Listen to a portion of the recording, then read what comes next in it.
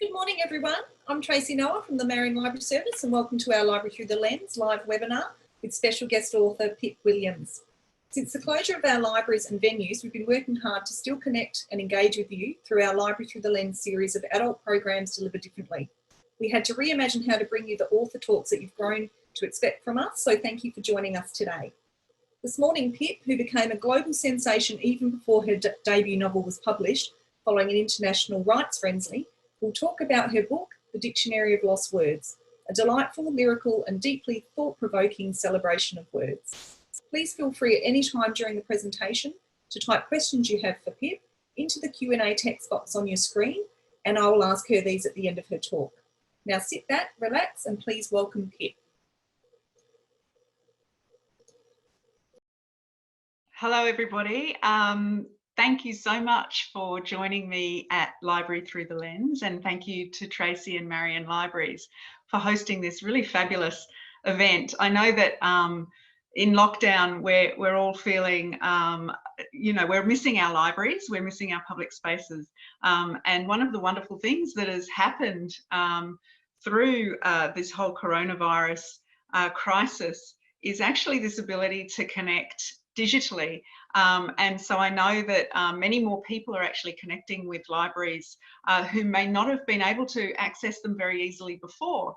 So people living in rural areas and remote areas. So it's really, really a huge pleasure if you're joining us from remote areas to sort of have you here this morning. So thank you for joining in.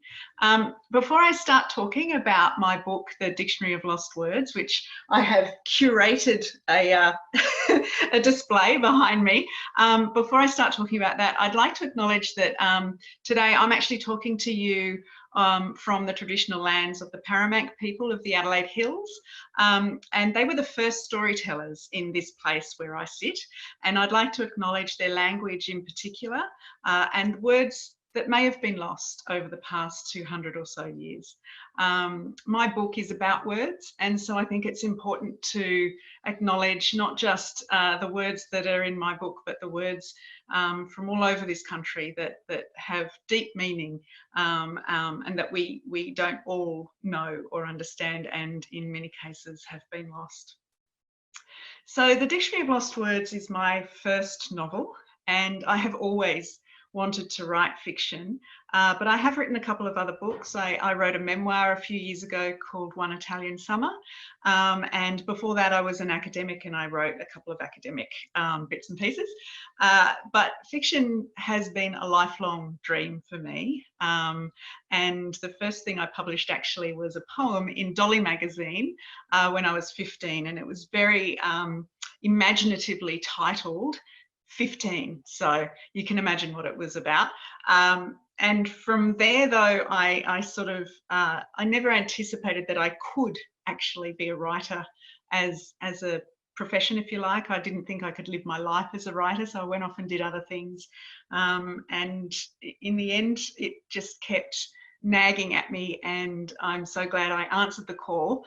And for the last couple of years I've been writing this book, The Dictionary of Lost Words, and it has been the most wonderful and rewarding 2 years of my life, really, in terms of fulfilling a dream, but just the interesting places that you go when you get to write fiction, and I'll talk about that later. So this book basically came about after I read a smaller book called The Surgeon of Croton, which I'll talk about in a minute, which was all about the dictionary. And it made me realise that the Oxford English Dictionary, which is our, I suppose, most venerated word text, it's what we turn to when we want to know what a word means, it's what we turn to when we have Scrabble arguments, it's what we ask our children to, we ask our children to look up words in dictionaries if they can't spell them or they don't understand the meaning. And we don't question them really, but after I read a little bit about the dictionary, I realised that it may have been a gendered text, and I had basically two simple questions, and my question was, do words mean different things to men and women? And if they do, is it possible that some words have been left out of the dictionary, or some meanings of words have been left out of the dictionary? And the reason I had these questions was because when I read just this gorgeous little book, which is this one, The Surgeon of Croton. So it's tiny, it's non-fiction, so it is about the relationship between James Murray, who was the editor of the Oxford English Dictionary back in the 1880s to about 1915. So he was the father of the dictionary, really.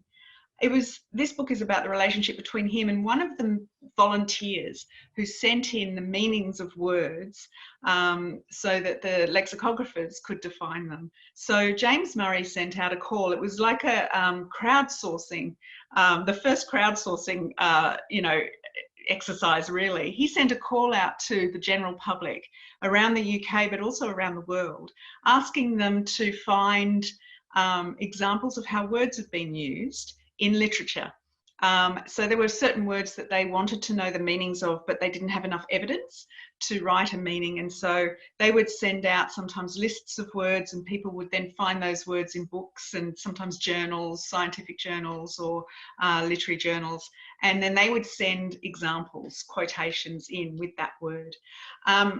And people would also just send in any old words. So the difference between the Oxford English Dictionary and Samuel Johnson's dictionary, which came before it, is that Samuel Johnson's dictionary, I think, had about 10,000 words in it. And the Oxford English Dictionary ended up having about 500,000 words in it. So first of all, the task was to define every single word in the English language, not just the interesting ones, not just the hard ones, but all of the easy ones, all of the tiny ones, all of the ones that we use without thinking, the in, the and, the but, and all of the difficult ones, of course, as well. So it was a humongous task, and all credit to them. But them, it was all men. So all of the editors were men, all of the lexicographers were men, most of the assistants were men, though there were some women, particularly daughters and wives of the editors, were workers on the dictionary. And most of the volunteers, hundreds of thousands of thousands of volunteers who would send in words, most of them were men. But most importantly, the literature that they were referring to was written mostly by men. And if you think this is pre-20th century, and they are going back hundreds of years to Chaucer and before Chaucer, that literature was mostly written by men, and that is the evidence that they were using to define words. And so this was, I suppose, what made me interested in the dictionary. And then once I started reading about it, I didn't initially think about writing a novel, but once I started reading about it, this one little story kept popping up, this anecdote about one word that had been lost. And the Oxford English Dictionary only admits to losing one single word. And that word was bondmaid, and bondmaid means a slave girl. And no one knows how this word was lost. And that is when I decided that there was a fictional story to be written. And so what I decided to do was throw a young woman into the scriptorium, which is actually just a garden shed in the back garden of Dr. James Murray's house in Oxford, but it's where the lexicographers gathered to collate all of the words for the Oxford English Dictionary. And I put a girl in the mix of all of that, and I see what happens. And because no one knows how the word bondmaid was lost, that means I can fictionalize that. And so my character Esme, she comes across this word, and from there the story goes. So I thought I might do a very short reading which just introduces Esme and her father and the scriptorium. It's right from the beginning, it's the prologue. So if you haven't read this, this is where you will start. If you have read it, then you might recognise it. So bear with me. Okay.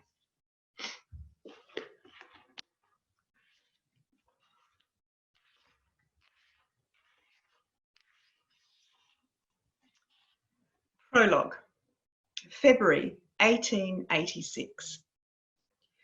Before the lost word, there was another. It arrived at the scriptorium in a second-hand envelope. the old address crossed out and Dr. Murray, Sunnyside, Oxford, written in its place.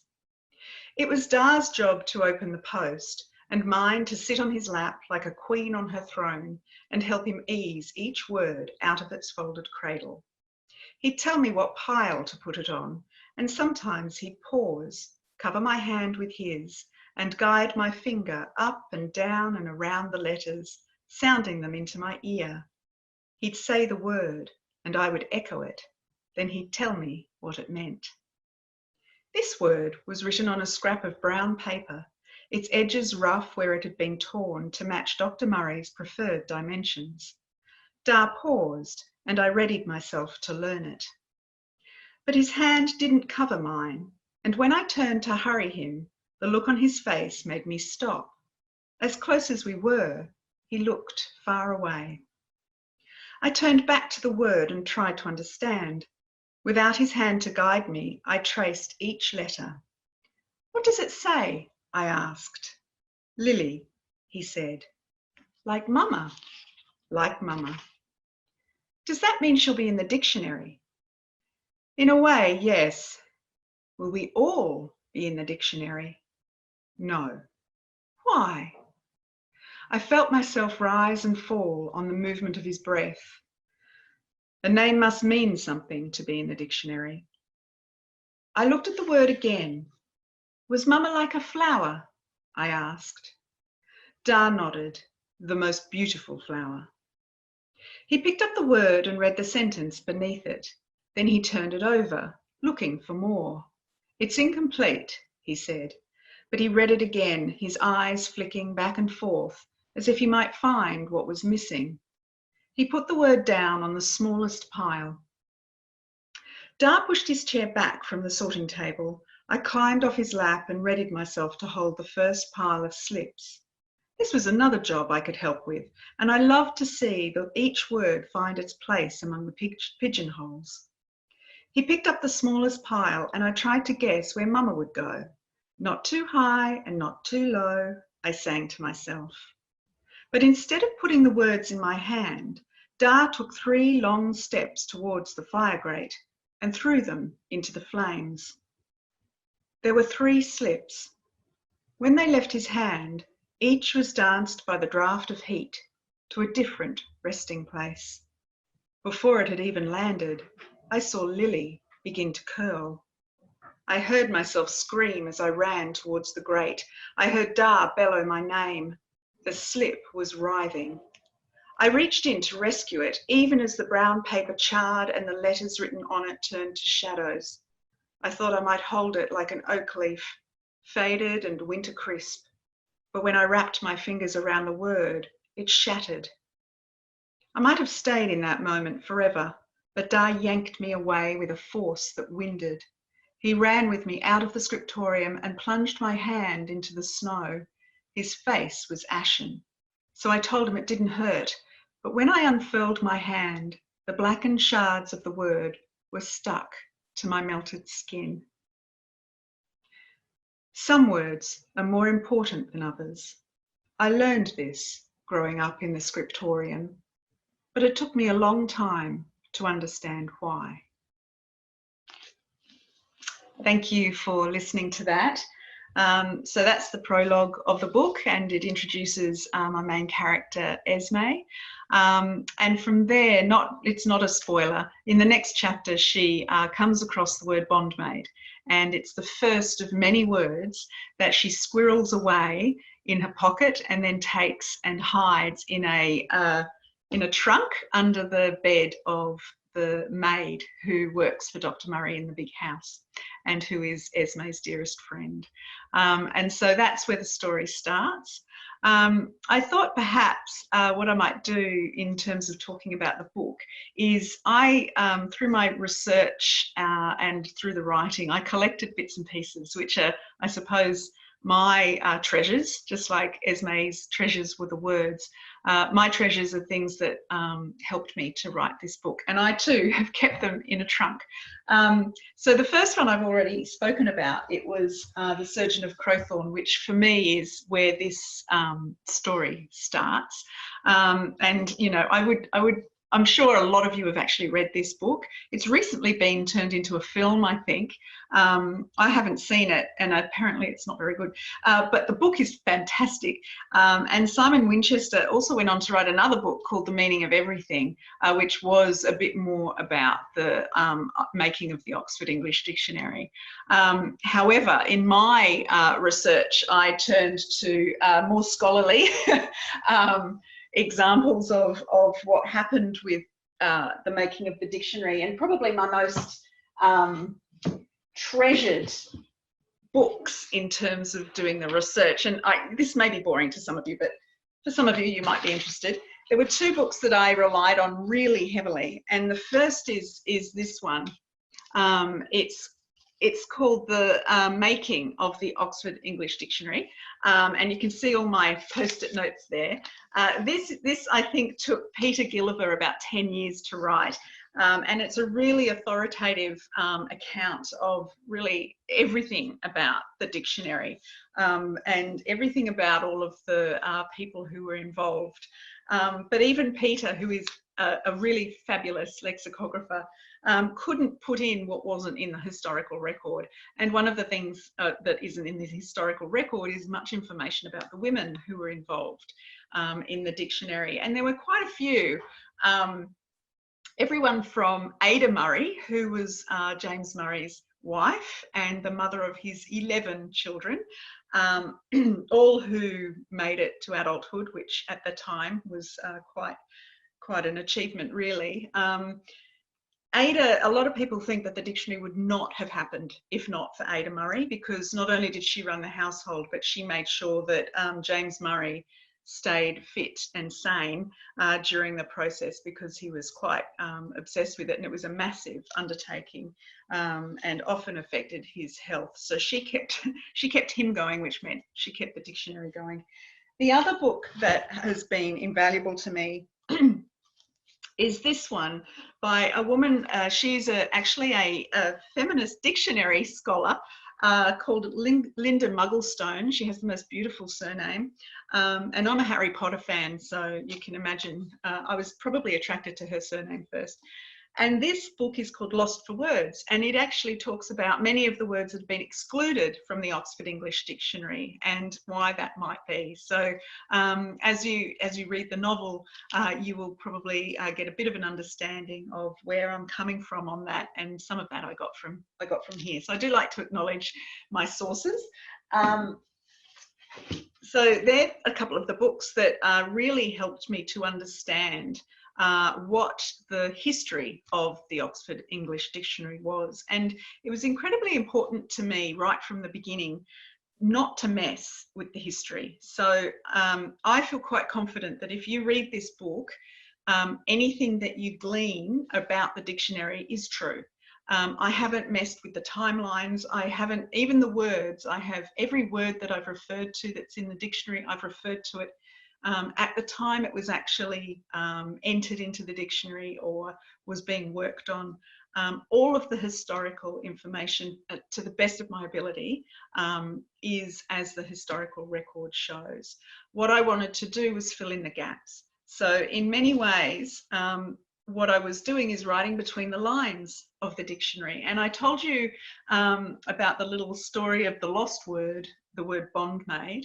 That is the word that started all of this, and that word was meant to be in this volume. So my partner Shannon gave me this for my 50th birthday, and this is probably my most precious possession. This is an original first edition volume of A and B, and it was published in 1888. It was the first volume of the Oxford English Dictionary ever published. What they did though, they actually published fascicles prior to publishing volumes. So a fascicle is like a section. So they would publish sections of words. So the very first section ever published was A to Ant. And to give you a sense of how big this project was, A to Ant was published in 1886, I think, or possibly 1884 actually. And they started this project in 1874 or 1875. So it took 10 years to get A to Ant published. So a huge undertaking. But when I opened my brand new dictionary that I got for my birthday, and I turned to B, it was the most wonderful kind of goosebumpy moment to turn to B and to look for the word bondmaid and to see that, in fact, it was missing. It's not there. So this is my proof of that story.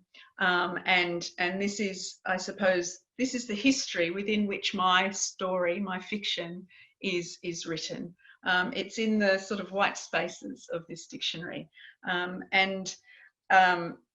I can't tell you how much joy I have had doing the research for this book. And I know word nerds might understand this, but I'm not really a word nerd. I wasn't a word nerd before this, and I would never have thought that I would spend my time looking through dictionaries. But the Oxford English Dictionary is actually like a history book. It's different to other dictionaries, which really just give us the contemporary meaning of a word and how it might be used. But the Oxford English Dictionary traces the history of a word. It tells you what words have meant right back to the very first textual example of that word. And so you can see how words have changed over time.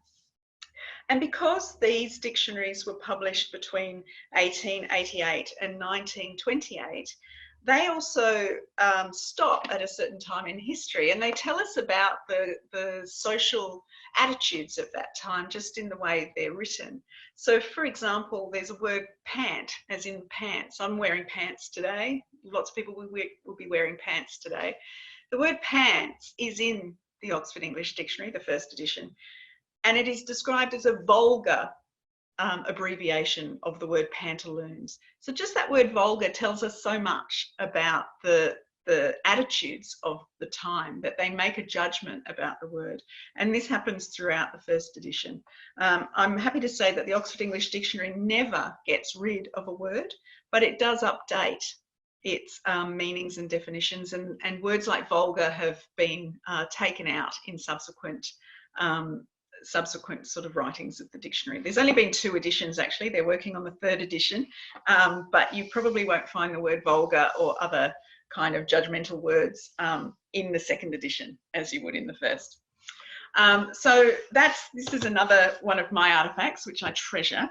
And if I actually get Tracy, she might put up some photographs that I've got of that slip bondmaid. So while that's up, I'll just have a little chat about it. So these are just 3 of the 8 slips. So there were 8 bondmaid slips. And what would happen is volunteers, you can see that these words have been written on tiny slips of paper about the size of a postcard. They're very difficult to read. The second one down has bondmaid at the top, which is the word that Dr. Murray was interested in. And then it's got 1596, which is the date that this particular quote was taken from. It's Shakespeare. And it says, "Good sister, wrong me not, nor wrong yourself to make a bondmaid and a slave of me." So that was an example of how the word bondmaid might have been used back in 1596. And I think in the 2nd edition of the Oxford English Dictionary, that quote actually, I think, gets into the dictionary as an example of use. But there were, I had the enormous privilege of actually going to Oxford and visiting the archives of the Oxford University Press and the dictionary archives. And they actually gave me access to all of the original slips. And so these are just an example of some of the slips I got out. So I found the word bondmaid, but what I never did find was the top slip. And the top slip is where the definition was written. And so that genuinely did get lost. Even though these slips were originally found, the definition slip was never found. Tracy might like to move on to the next image. So these are images of how the slips were tied up in bundles. Now, some of these have new ribbon on them, the one with the white ribbon. But you can see some are just tied with old string. That's original string from 100 years ago. So you might also notice that the slips have written in sort of pencil, coloured pencil, big numbers written on them. So the way they would transport the slips from the scriptorium, where the lexicographers were working on them, to the Oxford University Press, where they were printed, was simply by tying the slips together in bundles in the order that they wanted them to be typeset onto paper. So it was very analog. It was also, you know, I'm surprised more slips did not go missing, because this was probably put in someone's satchel, then bicycled over to the Oxford University Press, and then a typesetter, or what would be called a compositor, would then just get these slips out, untie that ribbon, and they would typeset the definitions so that eventually they'd come up with pages like the one that you can see here. So this is a proof page, and they would print it, and then it would go back to the lexicographers. They'd read it, they'd make edits, as you can see. Occasionally they'll add a new word, and so you can see someone has stuck to the side of this proof a new meaning for a word that will be added again by the compositors before it's printed for good. So they're just some examples of how I did the research for this book. I went into the archives. I had a look often at the sort of the final proof. So not the version that went to print, but the one just before. And every now and then I would come across a word that had been crossed out. And those words were fascinating to me, because these are words that almost made it into the dictionary, but in the end they didn't. And sometimes they didn't because they were nonsense words. They were only used once by somebody, but other times there's no real explanation for why they were left out. One word that was left out that almost got in was a word called literately. Now, I think you and I all understand what literately means. It means learnedly. It means you've done something literately. You've written, you know, something is written and, oh, it's written very literately. And that was, that word was used in a book, a novel written by a woman, but there were no other examples of its use. And so in the end, it got crossed out, and it was crossed out ostensibly because there was only one example of its use. And yet, at the same time, another word did get in, and that word is jog-trotty, which was coined by Dickens. And it's what's called a nonce word. And a nonce word is like a nonsense word. It's kind of been made up. It's never been used before or after, but it got into the dictionary. Another word that got in, and I think this is a nice contrast to literately, is the word literata. So literata refers to a learned lady, and it was coined by Coleridge, and it had only one example of use, just Coleridge, and it got 5 lines in the Oxford English Dictionary.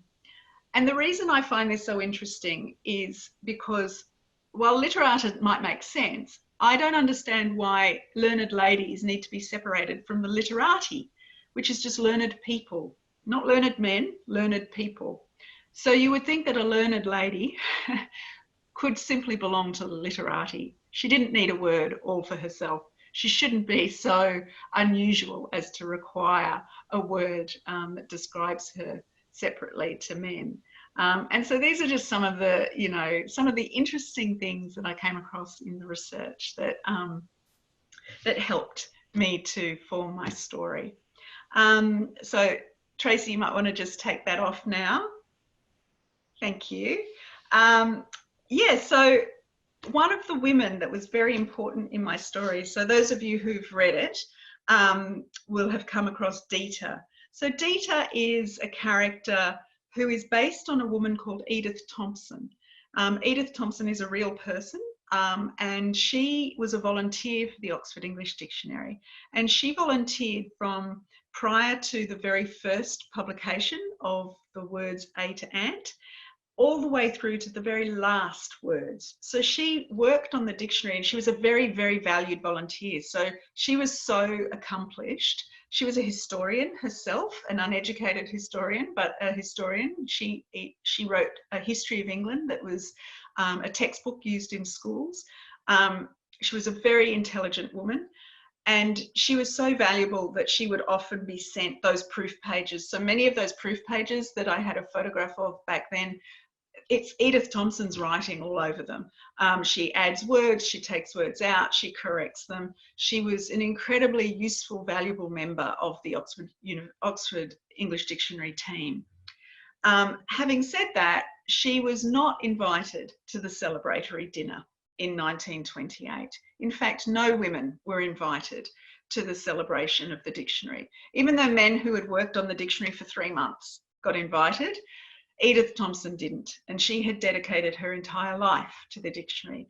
So had Ross Frith Murray, who was the daughter of James Murray. She had worked on the dictionary from a child throughout the entire, through decades of her life. And so had Eleanor Bradley, who was Henry Bradley's daughter, and Henry Bradley was the second editor of the dictionary. They had all dedicated their lives to the dictionary, and they weren't invited to the celebration dinner.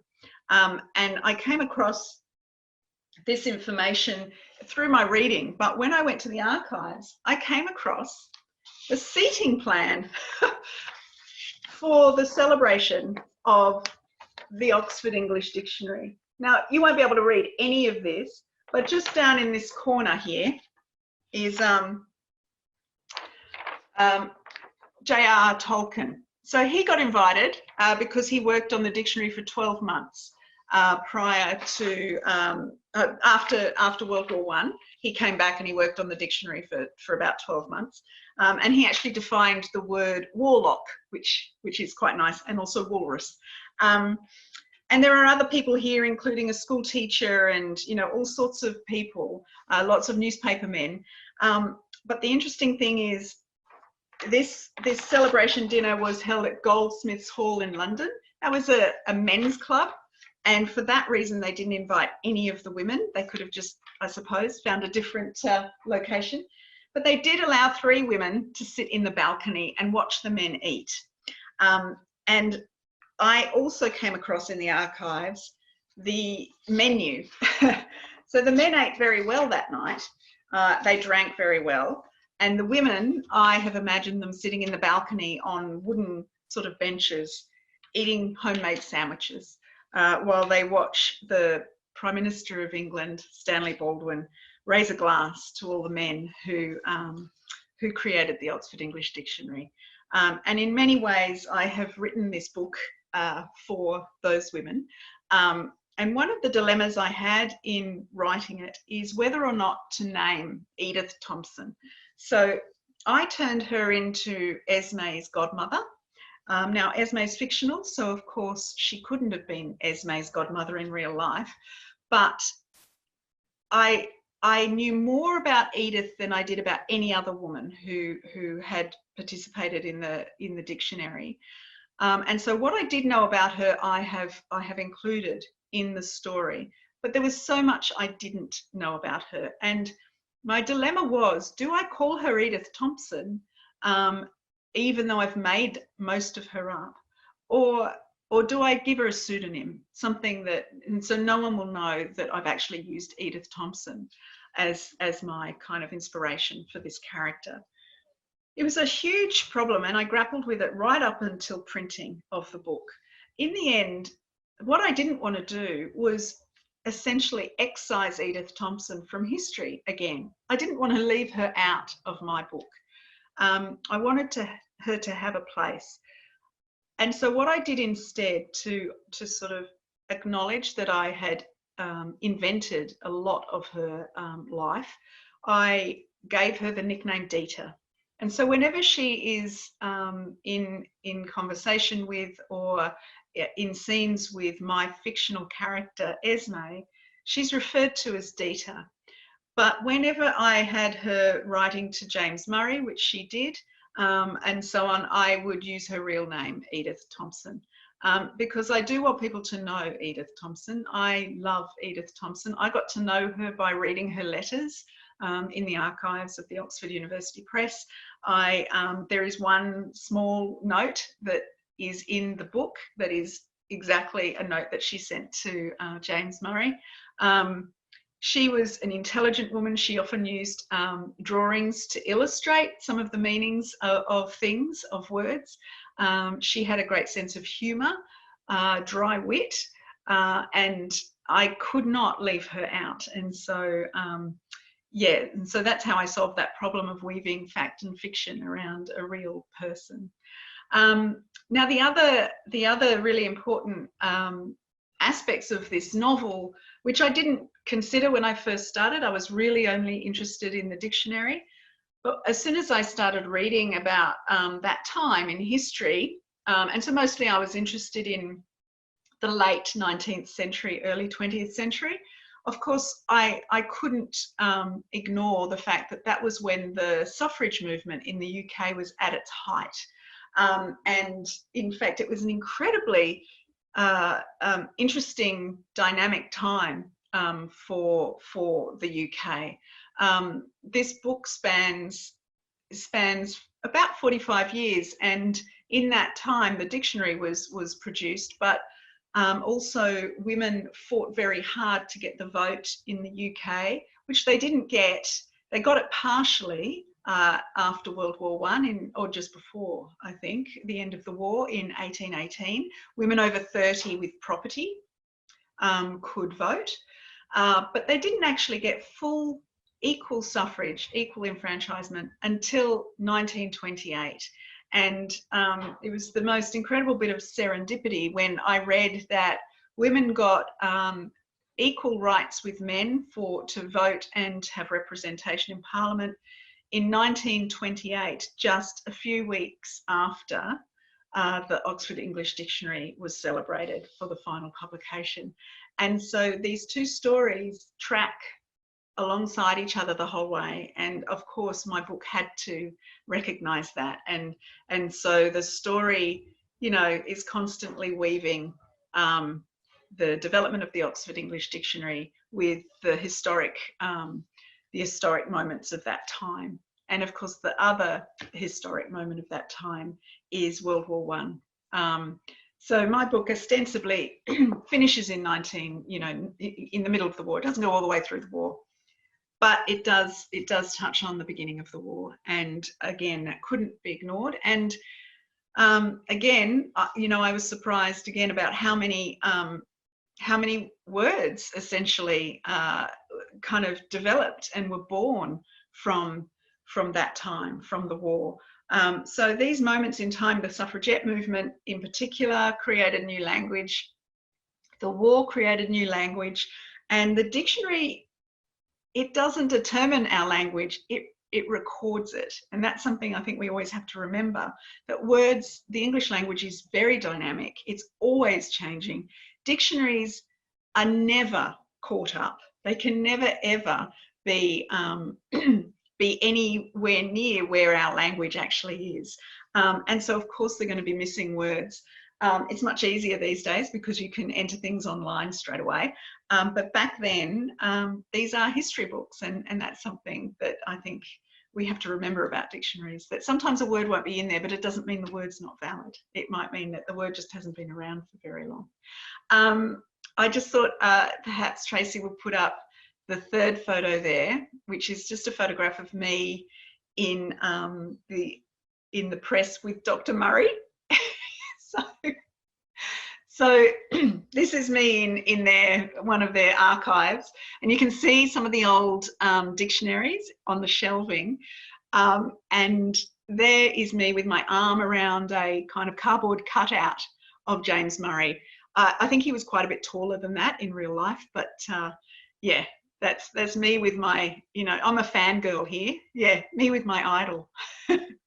Okay, thanks, Tracy. Now, if anyone has any questions, I know Tracy is really happy to ask them. Tracy, do you have any questions? We do have a few here, thanks, Pip. What have we got? Let's start with Hannah. So Hannah says, hi Pip, thanks for your time today. You say that you were glad you leaned into the gift you'd been given of writing. How did you do that? Study, courses, mentors? Oh, what a wonderful question. I'm so glad you've asked. I haven't I haven't sort of studied writing. Now, I did do a couple of short courses at TAFE. I did a short story writing course at TAFE and a writing for children course at TAFE. The Essay Writers Centre has been an enormous resource for me, particularly when I hadn't published anything besides that poem in Dolly magazine. So I would do workshops at the Writers Centre, you know, quite regularly. I'd get to meet people. You can talk to the director there and get advice and so on. And I found that fantastic. Just in terms of, I have to admit, years ago, I didn't think I even could join it because I wasn't a writer. I'd never published anything. There's no way I would have called myself a writer. I used to call myself a scribbler. But of course, anyone who writes, even people who don't write, but they're thinking of, you know, they're composing words in their head, I think they're writers. That's what I would say to anybody who hasn't perhaps written anything, probably hasn't published anything, because most writers haven't. I think you are writers, and I wished I'd had more confidence to call myself a writer. I might have started doing it a bit more seriously earlier.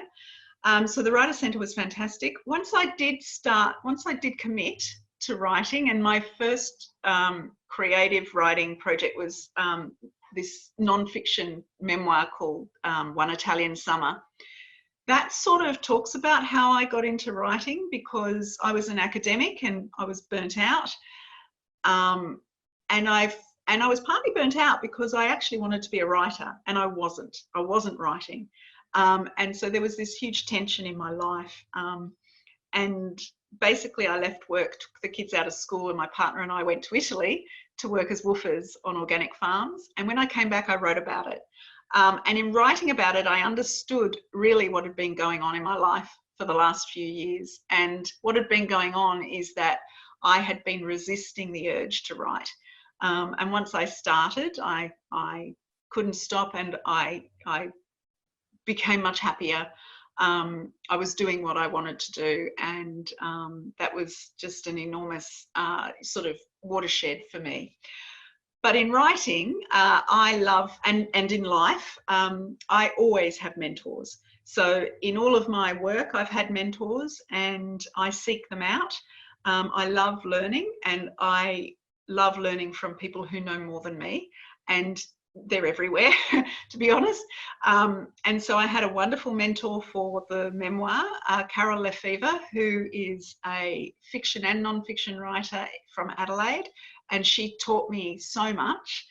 And then when I started writing the Dictionary of Lost Words, I sought out Toni Jordan, who is a novelist who lives in Melbourne. She's just published her 5th novel called The Fragments, which is fantastic if you want to get hold of it. But one of my favourite novels of hers is this one.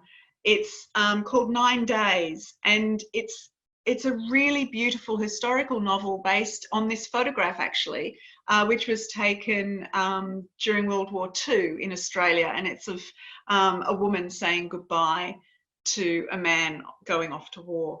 And it's a really beautiful novel set in Melbourne, based around that time. Anyway, Toni was a wonderful mentor for me for this book. I probably seek out mentors when I'm more than halfway through writing a project, when I know where I'm going, where I've written quite a bit. And then the mentor just helps me to understand what I'm doing well, and also what I could be doing better. And I would always recommend getting a mentor for any major project in your life: work, parenting, writing, anything. Yeah. Great. Mandy says, your partner is amazing. Where on earth did he find a copy of that book? Oh, I know.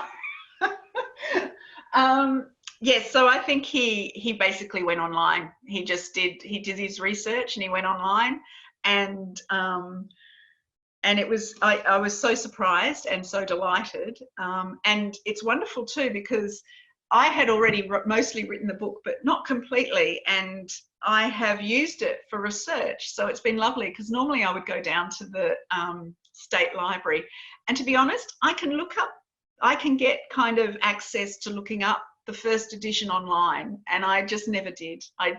I so enjoyed the physical object of the dictionary.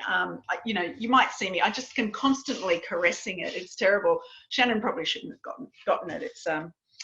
It's a threat to our relationship now, but so it's just such a beautiful object. You know, the pages are relatively thin, but not as thin as you would expect given how big this book is.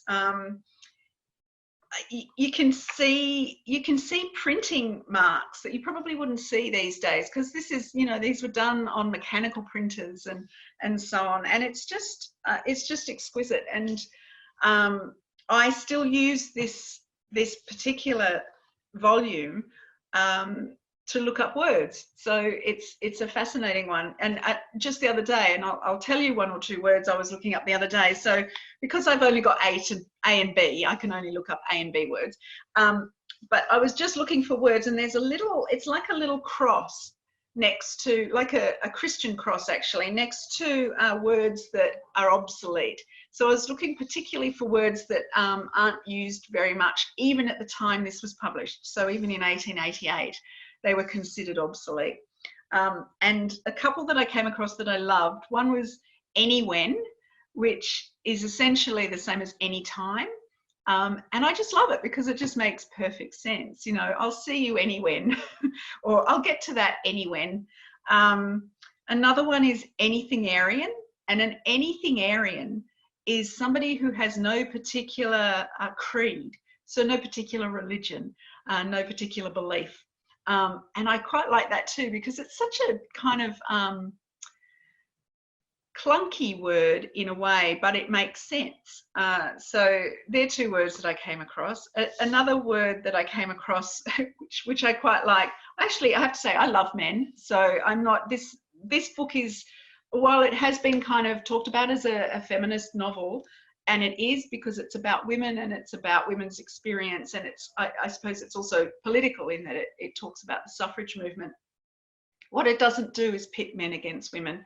It's not that kind of a book. So there are some beautiful men in this book. I'm hoping that readers will think that too. But there is this word that I did come across in my A and B called breel, B-R-E-E-L. And a breel is a worthless, good-for-nothing fellow. And I'm sure there are times when that might be useful to some of us.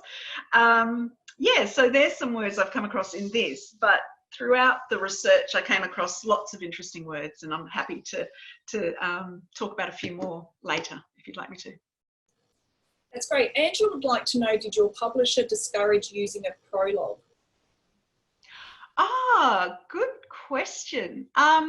It's a good question because while I didn't go to university, I didn't do a creative writing degree or anything like that.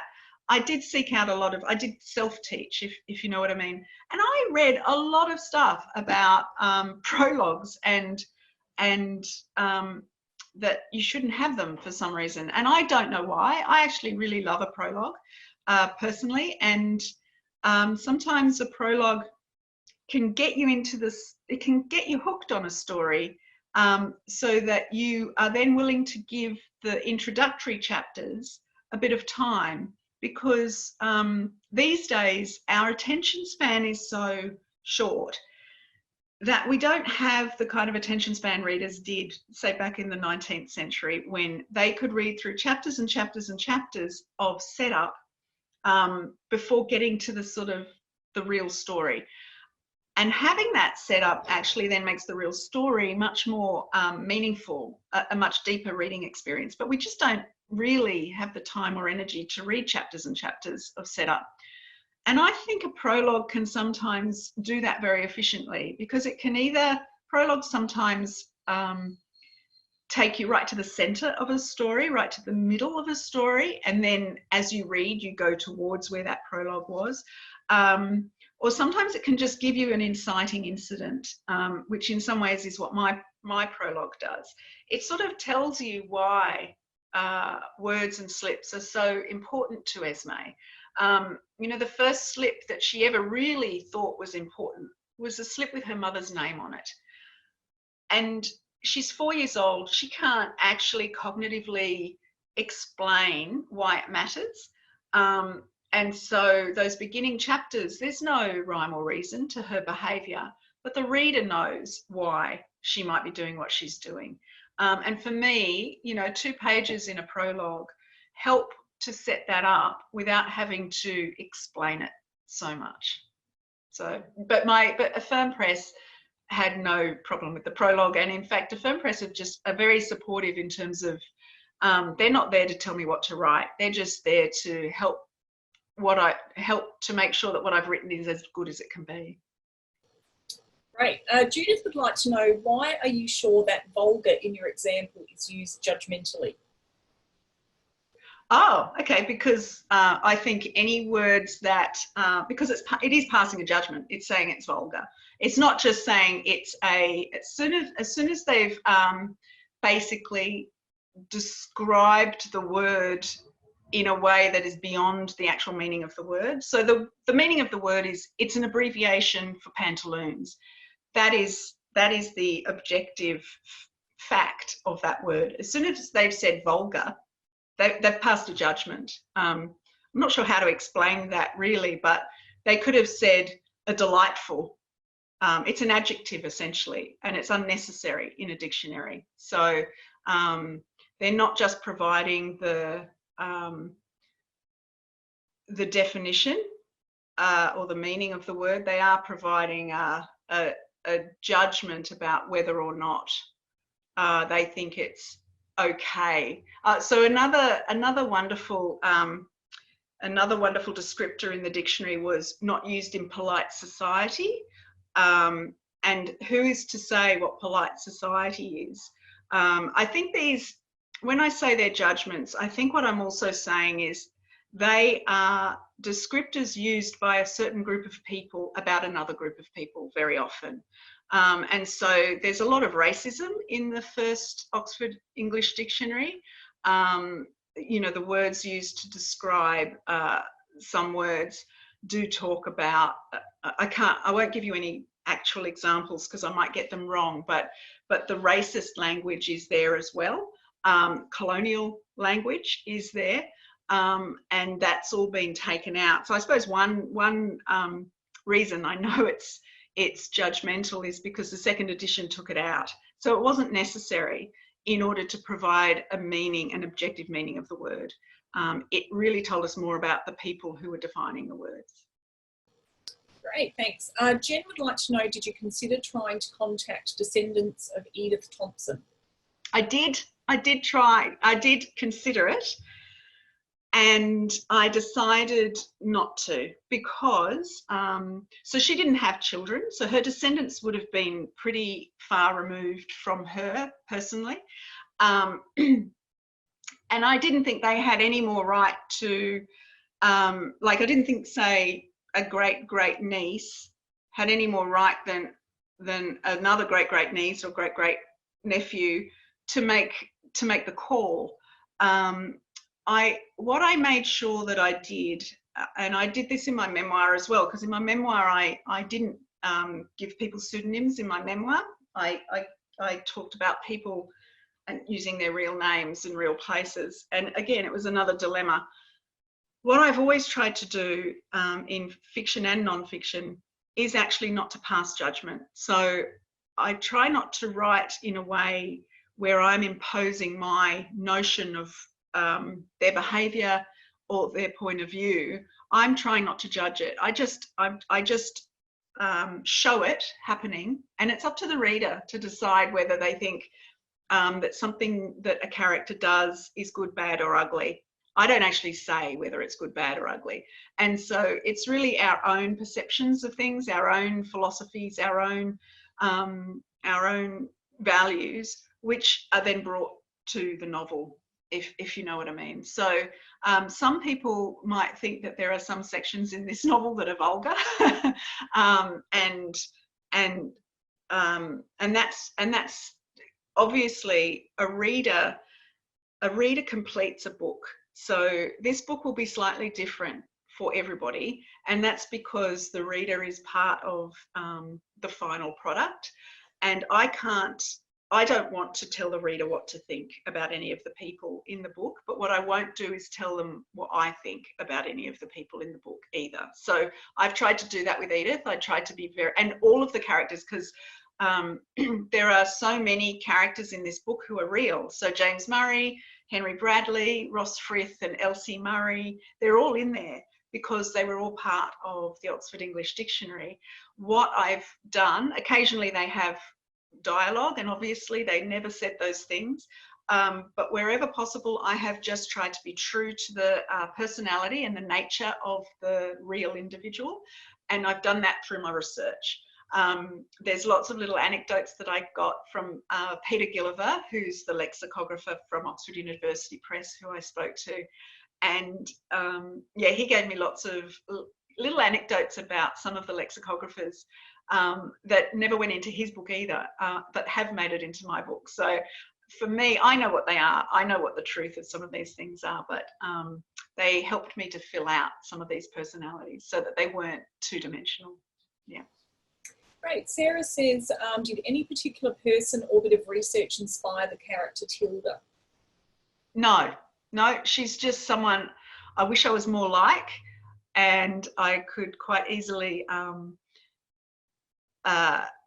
yeah, I would admire someone like Tilda, but no, she wasn't based on anyone at all. She's a complete figment of my imagination. Yeah.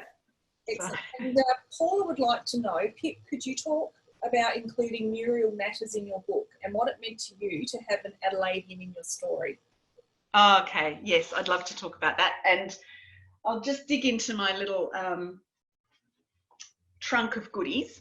So here is a book that I read. I knew about Muriel Matters before reading this book, and there are some wonderful, wonderful books that talk about women's suffrage in Australia that will talk about Muriel Matters. Muriel Matters was an Adelaide woman. She was an actress, but she was an orator. So she was somebody who would stand on stage and she would orate poetry or you know, long passages. And apparently she was quite an incredible orator. She went to London in around 1903, 1905 to become an actress. But in the end, she decided she would join the suffrage movement. And she became quite an important figure in the women's suffrage movement in the UK, partly because she was such a good speaker. So she could really rally people. It was really important for me, again, to bring her into this. Really, I have to be, it was a bit selfish. I wanted Adelaide to have an appearance in this book. And because I knew Muriel Matters had spent time in the UK and was such a big part of the suffrage movement over there, I thought that was one of the nice links between Adelaide and the UK. And I'm sure a lot of you know that Adelaide was, and South Australia was the first place in the world to have full suffrage for women. It wasn't the first place where women got the vote. New Zealand was the first place where women could vote, but women didn't have the right to sort of join Parliament at that time. So full suffrage came to women in South Australia before it came to women anywhere else in the world. And at the time that included Aboriginal women and men. So up until Federation, women, Aboriginal and white women in South Australia could vote, and they could run for Parliament if they chose to. They hadn't, but they could. And because of that, they were quite influential in the suffrage movement in the UK, because they could go over there and say, you know, society hasn't collapsed because we've got the vote.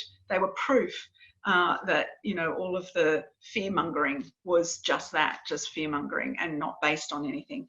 And so Muriel Matters is also someone that most of us have never heard of, and we really should have. She's a hero of the women's suffrage movement in the UK, and she's a wonderful export from Australia. So I wanted to include her. She doesn't have a big role to play. She's simply mentioned But Adelaide does have a role to play in this novel, and I'm not going to really talk about why. I think you should read it, but yeah, Adelaide does have a role in this novel, and that was important to me because it's the place where I live, it's the place I love, and I also thought it actually has a history that made sense for this book. And I would love people in the UK to be reading this and to find out a little bit more about the influence of Australia and South Australia on their political system. Great. Do you have time for a couple more questions? Yeah, sure. So Julie says, was the word suffragette in the first edition published in 1928? Yes. So the word suffragette was in the first edition. It was first coined in 1906 by newspaper men. So it's a really interesting word because it was originally used as an insult.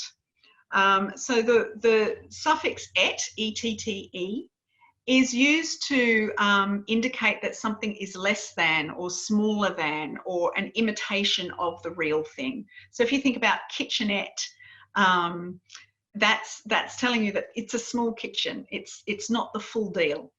And so newspaper men started calling women who were starting to become more militant. They started calling them suffragettes, and these were the women that followed Emmeline Pankhurst from the WSPU, which is the Women's Social and Political Union. And Emmeline Pankhurst advocated much more militant protest, I suppose, including property damage and even an arson and even certain levels of violence. And the newspapers started calling these women suffragettes, and that what they were doing was differentiating them from the more polite suffragists who simply were trying to use words essentially to make their point and to fight for the vote. Words and sometimes pranks. So Muriel Matters was a suffragist. She's often described as a suffragette, but she rejected that. She never ever thought of herself as a suffragette from what I've read. Even though she was imprisoned, just as many suffragettes were imprisoned, but also suffragists. And I think she may have gone on hunger strike, but I'm not quite sure about that. So the suffragettes were more likely to be imprisoned because they were more likely to have participated in militant action for the vote. But anyway, so the word suffragette was coined by newspaper men as a bit of an insult. And I can't help thinking that, you know, we are doing a similar thing to many young women who protest around climate change. We call them little girls. We sometimes talk about them having mental health problems, which is exactly how women suffragettes were referred to. And in fact, Tracy, have you got the image of the suffragette slip? Sure, just bear with me. So basically, by this stage, some people were sending in examples of words on. So as I said, examples of words were always sent in on little slips of paper. After a while, people just started cutting out newspaper clippings and underlining the sentence that they thought was a good example of a word. So this is a slip for suffragette, and they have clipped this from a 1909 newspaper, and you can see the bit that they've underlined, and it says women of the suffragette type, which is ungallantly defined by another as highly educated, screeching, childless and husbandless sisterhood. So that was how many suffragettes were referred to back in the day. What happened with the word suffragette, though, is really fascinating because it did start off as an insult, but Emmeline Pankhurst was very clever, and she basically appropriated the word and called the journal that they published the Suffragette. And so from that moment on, the word suffragette took on a very different meaning. It became a word that was powerful and descriptive of these women's fight for the right to vote. And today, that's how we understand it. So whenever I have interviews for this book, people always talk about the suffragette movement. They don't talk about the suffrage movement, they talk about the suffragette movement. And that is so telling, because that means that Emmeline Pankhurst succeeded in appropriating that word for her cause, which I just think is a lovely way of demonstrating how words change over time. Great. On that theme, Holly would like to know, could you please name the newspaper that first sourced the word suffragette? Oh, I don't think I can. I'm sorry, I can't remember. It wouldn't have been the Times. It would have been one of the sort of tabloid newspapers. That's my memory of it, but I'm sorry, I can't give you the actual newspaper. So we'll do one last question, because it's an interesting one from Sarah, and she says, do you have one single favourite word, and why is it a favourite? Oh, look, I do. Can I talk about two favourite words? I have one favourite word which is not in the dictionary but is in my book, and that word is knackered. And I love the word knackered because I was born in the UK, but I came out to Australia when I was 3, so I've grown up here, but I have English family and they are very fond of using the word knackered. They use it all the time, and they use it in a way that means something different to tired or listless. Knackered is what you feel when you've been working really hard, and it comes, obviously it comes from the word Knackery, which is it's a horse term, so it's where horses go when they're all worn out, and that's what it means. It means you're worn out. And I love this word, and it wasn't in the Oxford English Dictionary, but I suspect it's probably been used for decades. You know, I'm sure it would have been used at the time, and it does make an appearance in my book. It's just that it wasn't used by people who would write books. It was used by people who were worn out from physical labour. So that's one of my favourite words, because it's not in the dictionary. Another favourite word that isn't in the dictionary is bump. And I think bump, the reason it's my favourite word at the moment is because it's short for bum fodder. And it's a word that was coined during the First World War, where toilet paper was short. There was a shortage of toilet paper in the trenches, and they had to use all sorts of alternatives. And they came up with so many different words for toilet paper, essentially, and one of them was bump. Yeah, short for bum fodder. So I just thought that's probably topical at the moment. Awesome. Well, that's great. Well, thank you so much, Pip, for joining us this morning. It's been a fascinating talk and sharing your book with us. It's obvious that an amazing amount of extensive and quite exhausting research has been put into delivering this novel. So thank you again for joining us. Oh, thank you so much. Thank you so much for having me, and thank you to everybody who joined in.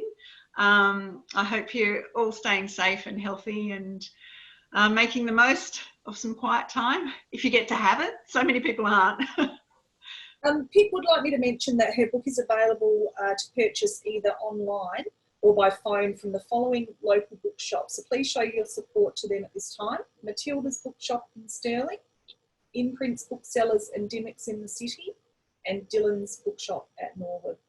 And when our libraries open again, your book will certainly be on our shelves. Yeah. And can I just say, I am fascinated that you started out in Dolly magazine. That's amazing. I know. I was very sad when it closed up. And when your next book is published, when you have a new one out, you can join us anywhere. Oh, thank you, Tracy. I would love to. No problem. Thanks again. And please follow the Marion Library's Facebook page, the City of Marion website, and check your inbox to be kept up to date on all of the upcoming Library Through the Lens presentations and workshops. Thank you for joining us today. Thank you.